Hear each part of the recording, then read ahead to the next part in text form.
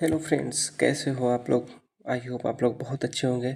आपका Modi GS study में स्वागत है, एमजीएस में।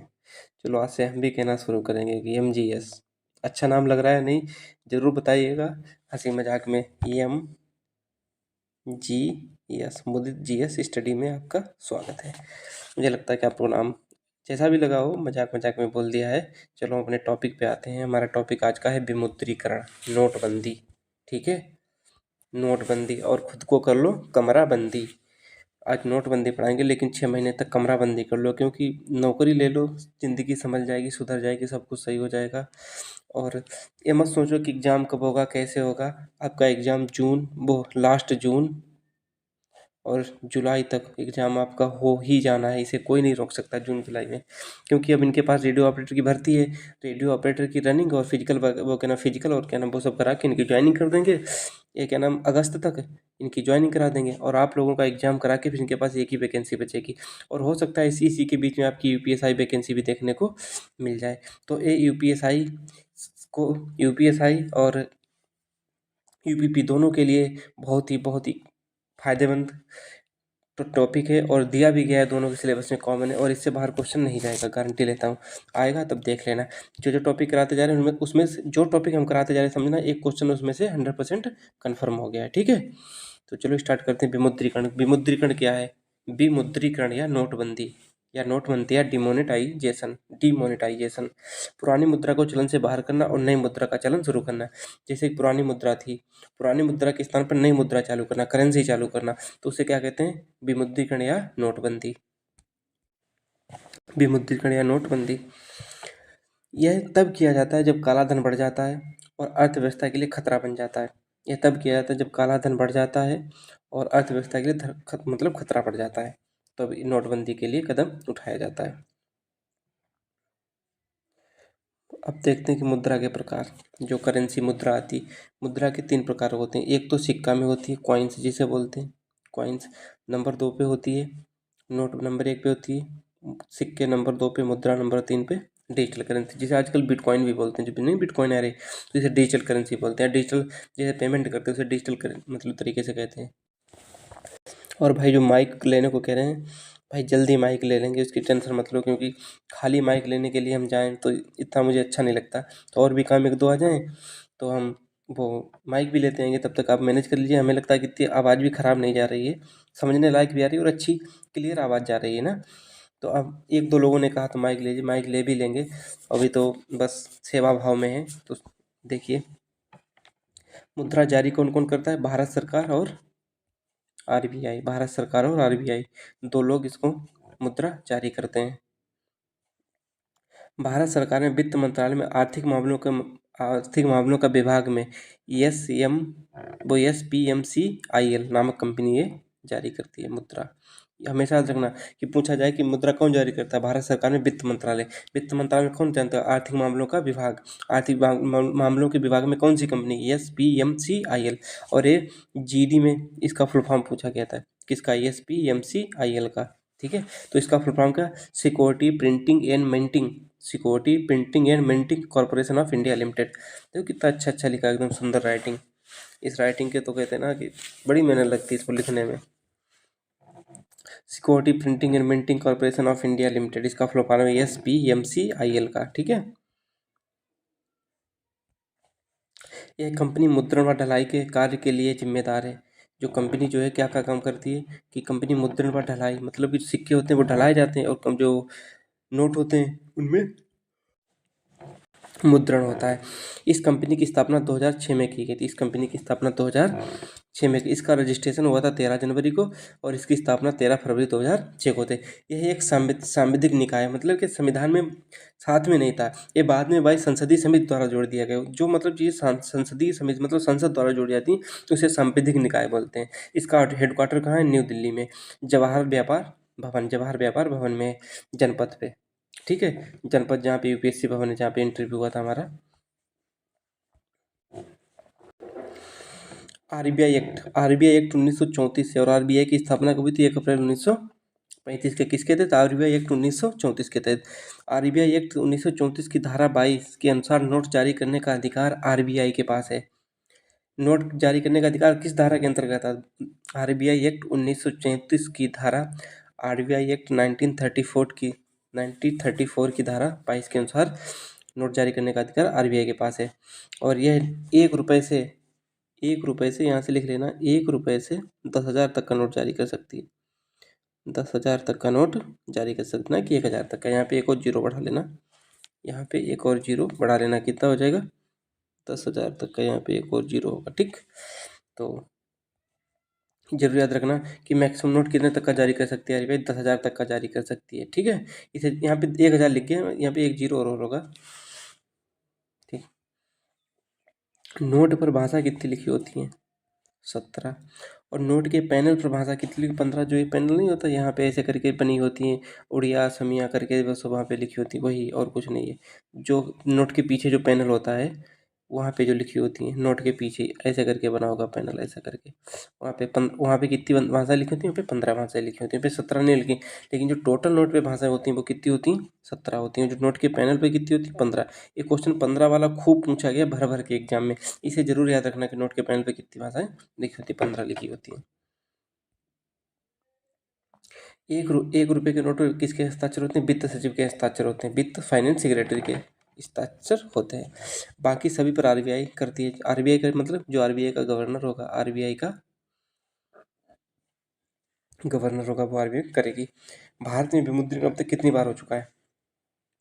भारत में विमुद्रीकरण अब तक 3 बार हो चुका है। भारत में विमुद्रीकरण, डिमोनेटाइजेशन, नोटबंदी कितनी बार हो चुकी है? 3 बार हो चुकी है। ठीक है, आज़ादी से पहले 12 जनवरी 1946 को बस सबसे पहली बार कब हुई थी? 1946 को अंग्रेजों द्वारा की गई थी, क्योंकि उस टाइम पे हम गुलाम ही थे, तो अंग्रेजों द्वारा की गई थी। इन्होंने 1,000 और 10,000 के नोट बंद कर दिए थे। जो पहली नोटबंदी 1946 में हुई थी, वो कब की थी? जब भारत आज़ाद नहीं हुआ था। 10,000, 1,000 और 10,000 के नोट बंद कर दिए थे। उसके बाद 1954 में फिर दोबारा 1,000, 5,000 और 10,000 के नोट दोबारा शुरू कर दिए गए थे। 1954 में पूछा गया था कि दोबारा नोट कब शुरू हुए थे? 1954 में। डेट याद रखना। देखो कितना छोटा कंटेंट, कितने छोटे वीडियो में। देखो इतना करने के बाद मैं आपको गारंटी दूँ, किसी और की वीडियो मत देखना, यदि अपने भाई पे भरोसा करते हो। और देख भी लेना, बस इतना सोचना कि इस मतलब कि एमजीएस, मोदी जीएस स्टडी से बेहतर कंटेंट किसने दिया है। बस ये चीज़ हमें दिखाना आके कि हाँ, कि कंटेंट में उसने बेहतर दे दिया है, तो वो चीज़ हमें बताना आके। यहाँ पे सब कुछ मिल जाएगा, कहीं से भी कुछ नहीं बचेगा। और दूसरी बार नोटबंदी कब हुई थी? जनवरी 1978 में। पीएम कौन था? मोरारजी देसाई थे। गवर्नर आईजी पटेल थे, आईजी पटेल। वित्त मंत्री हरिभाई एम पटेल थे, हरिभाई एम पटेल, दोनों पटेल थे। और कौन कौन से नोटों की बंदी हुई थी जो यहाँ पे शुरू होते? 5,000 और 1,000 के नोटों की नोटबंदी हुई थी। तो जो दूसरी बार नोटबंदी उसमें कितने नोटों के बंद किए गए थे? 5,000 और यहाँ पे 10,000 का नोट होगा, ना कि 1,000 का। यहाँ पे 10,000 का नोट होगा। ठीक है, वो हमारा गलत ही लिख किया था, कोई बात नहीं, यहाँ पे 10,000 कर लेना। तो 5,000 और 10,000 के नोट बंद हुए थे। दूसरी बार कब हुई थी? 1978 में। डेट जरूर याद रखना। कौन पीएम था? मोरारजी देसाई पीएम थे। गवर्नर आईजी पटेल थे। वित्त मंत्री हरिभाई एम पटेल थे। और 5,000 व 10,000 के नोट बंद किए गए थे। और तीसरी बार हमारे युग पुरुष नरेंद्र दामोदर दास मोदी जी, भारत के प्रधानमंत्री। आज रात 8 बजे से भाइयों बहनों नोटबंदी की जाती है। किसने कहा था? मोदी ने कहा था। 8 नवंबर 2016 को तीसरी बार नोटबंदी हुई थी। 8 नवंबर 2016। हालांकि मोदी जी नोटबंदी का जिक्र नहीं करते अपनी भाषण में, लेकिन नोटबंदी मोदी ने ही की थी, क्योंकि मोदी जो काम करते हैं वो जरूर कहा जाए जिक्र करते हैं, लेकिन पता नहीं नोटबंदी का जिक्र क्यों नहीं करते हैं। बाकी ये मत भूल जाना कि मोदी ने की थी। तो 8 नवंबर 2016 को मोदी ने की थी। पीएम कौन था? नरेंद्र मोदी थे। गवर्नर उर्जित आर पटेल थे। और वित्त मंत्री अरुण जेटली थे, वित्त मंत्री अरुण जेटली थे। और 5,000 व 1,000 के नोट बंद कर दिए गए थे। और 5,000 नोट जाए, कुल नोट कितने थे? 15,000, 15 लाख, वो 15.44 करोड़, 15 करोड़ 44 लाख साइड में इतने लगभग नोट थे। कितने? 500 और 1,000 के।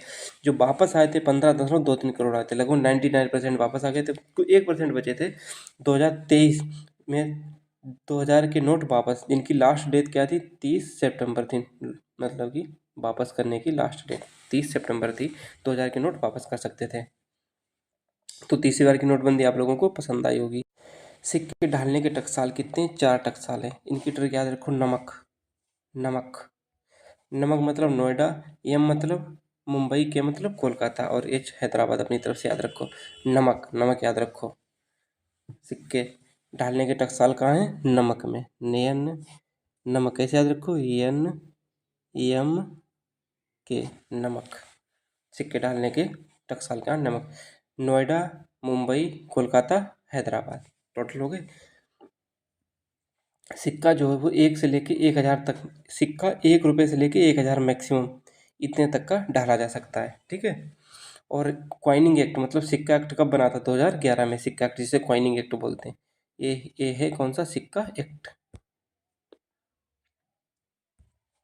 जो मुंबई व कोलकाता में पदक, जो मुंबई व कोलकाता के टकसाल हैं, मिंटिंग है, वो पदक भी ढालते हैं। कौन से? भारत रत्न और क्या नाम, पद्म विभूषण, पद्मश्री, पद्म भूषण, ये सब जो पदक हैं वो भी ढालते हैं।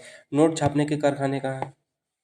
नासिक महाराष्ट्र में है, देवास एमपी में है, होशंगाबाद एमपी का, और सालबनी वेस्ट बंगाल का। सालबनी वेस्ट बंगाल का। इनकी ट्रिक याद कर लो। एनडीएच, एमडीएच मसाले याद कर लो। नहीं, ऐसा नहीं। Nashik Maharashtra, Dewas MP, Hoshangabad MP, Salboni West Bengal. 2016 से 2017 में 20,000 मिलियन से अधिक बैंक नोट छापकर रिकॉर्ड क्रिएट किया गया था। विश्व रिकॉर्ड है, इससे ज़्यादा कोई नोट एक साल में इतना छाप नहीं सकता है। जितने भी रिकॉर्ड बनते हैं वो भारत में ही बनते हैं। सिक्के का निर्माण किस किस से होता है? किस मतलब धातु से होता है? Ferric stainless steel, ferric stainless steel इनसे होगा। जो नहीं वो 1 रुपये का सिक्का आता है वो फेरिक स्टेनलेस स्टील का होता है। और क्यूप्रो निकल का होता है, क्यूप्रो निकल। और ब्रॉन्ज जो 10 रुपये का सिक्का आता है जो पीला पीला होता है वो एल्यूमिनियम ब्रांज, एल्यूमिनियम और ब्रांज का बना होता है। एल्यूमिनियम और ब्रांज का बना होता है। अब देखो, आरबीआई द्वारा जारी पहला नोट 5 रुपये का था 1938 में। 5 रुपये का नोट था 1938 में। देखो हम सर्किल उसी पे करते हैं जो बहुत इंपॉर्टेंट होता है। स्वतंत्रता के बाद 1 रुपये का सिक्का कब जारी हुआ था? 1949 में हुआ था। 1927 में पहली बार गांधी जी का चित्र 500 के नोट पर छपा था। उससे पहले अशोक स्तंभ चढ़ता था। उससे पहले कौन सा होता था? अशोक, अशोक स्तंभ। उससे पहले अशोक स्तंभ छपता था। ठीक है। 1927 में पहली बार गांधी जी का चित्र छपा था। और 1996 से गांधी, महात्मा गांधी की सीरीज चल रही है। 1996 से रेगुलर सभी नोटों पे 10 रुपये, 10 रुपये पे, 5 रुपये पे, 20 रुपये पे, 50 रुपये पे, 100 रुपये पे, 500 पे, 1000 पे, जितने की नोट है सब पे 1900 रेगुलरिटी 1996 से शुरू हुई थी हर नोट पे। लेकिन पहली बार 1987 में पहली बार गांधी का चित्र 500 के नोट पे छपा था। एक क्वेश्चन पूछे गए वहीं से सारे उठाए, बाकी कहीं से कुछ नहीं है। 2005 से नोटों की छपाई वर्ष, जैसे कि ये नोट कब छपा? 2005 में छपा, 2006 में छपाया, 2007 में छपाया, 2022 में छपाया, 2024 में छपा। तो इनके जो छपाई वर्ष से कब से शुरू हुए थे? 2005 से छपाई वर्ष शुरू हुए थे।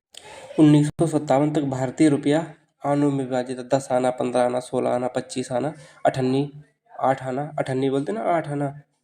अठन्नी किसको बोलते थे? 50 पैसे को बोलते थे। 50 पैसे को अठन्नी बोलते थे। और चवन्नी, 4 आना, ऐसे करके शायद बोलते थे। अठन्नी, चवन्नी, जो कुछ भी था, लेकिन आनों में विभाजित था। 1957 तक भारतीय रुपया आनों में विभाजित था। रुपए का प्रतीक, जो ये रुपए का प्रतीक होता है ना, ये वाला बड़ा सा करके देख रहे, ये वाला। और इसके बीच में कैसा था? कट लगा होता है। ये वाला प्रतीक किसने बनाया था? डी उदय कुमार ने। डी उदय कुमार इसके जो डिजाइन करते थे, आर्किटेक्ट मतलब जिन्होंने डिजाइन किया था, किसने किया था? टी उदय कुमार ने किया था। भारत में 3 बार अवमूल्यन हो चुका। अवमूल्यन ऐसा होता है कि दूसरे देश की तुलना में अपने देश की मुद्रा की वैल्यू घटा देना। घटा देने का मतलब है कि आज $1 15 अगस्त 1947 को, 15 अगस्त 1947 को $1 था, वो 1 रुपये के बराबर था। 1 रुपये के बराबर था। आज जो डॉलर की स्थिति है वो 85 रुपये में लगभग में पहुंच गई है। 1 रुपये के वो 85 रुपये के, पर $1 85 रुपये के बराबर आजकल हो गया। ठीक है। और उसके सापेक्ष में यदि $1 के है, इसकी वैल्यू यदि कितनी हो जाए? 90 रुपये हो जाए, मतलब देखो रुपये का बढ़ना उसकी वैल्यू को डाउन करता है।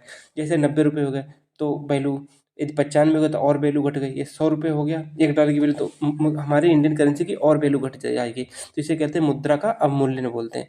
रुपये की वैल्यू घटना ही उसका अवमूल्यन कहलाती है।